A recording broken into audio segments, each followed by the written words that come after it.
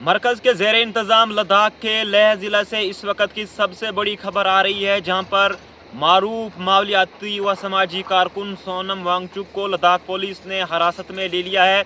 अगरचे इब्तदाई तौर पर उनके ऊपर कोई मुकदमा या किसी एफआईआर का जिक्र नहीं है, लेकिन उनको 24 सितंबर को होने वाली पुरतशद्दुद वाक़े के बाद गिरफ्तार किया गया है, जिसमें अभी तक 4 अफराद हलाक जबकि 90 से ज़ायद मुजाहिरीन ज़ख्मी हुए हैं।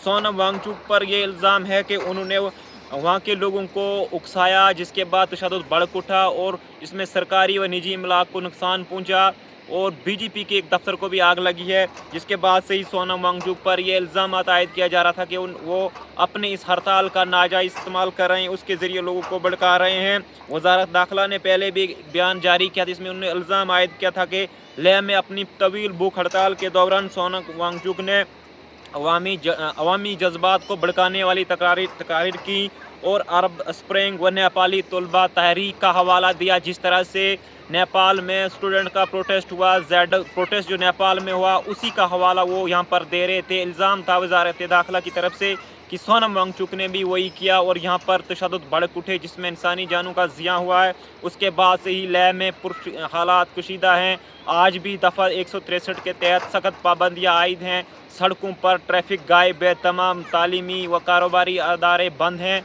जिस वजह से आम जिंदगी मफलूज होकर रह गई है। और आज तीसरे दिन सोनम वांगचुक की जो गिरफ्तारी मुमकिन लग रही थी कल से, जिस तरह से वज़ारत दाखिला ने गुज़श्ता रोज़ी उनके जो FRCA का जो उनका NGO था उसका लाइसेंस मनसूख कर दिया था।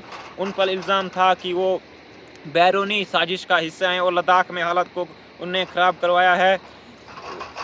सोनम वांगचुक का जो गैर सरकारी तंजीम थी student educational and cultural movement of Ladakh का FCRA लाइसेंस मनसूख किया था। सोनम वांगचुक ने अगरचे अपनी गिरफ्तारी से कबल एक वीडियो जारी किया, जिसमें उन्होंने इन इल्ज़ामात को मुस्तरद किया और कहा कि हुकूमत उन्हें निशाना बनाकर असली मसले से तवज्जो हटाना चाहती है। उन्होंने कहा कि मुझे जेल भेजने से बहरान ख़त्म नहीं होगा, बल्कि इससे अवामी नाराज़गी में इजाफ़ा होगा और हालात मज़ीद भड़क सकते हैं।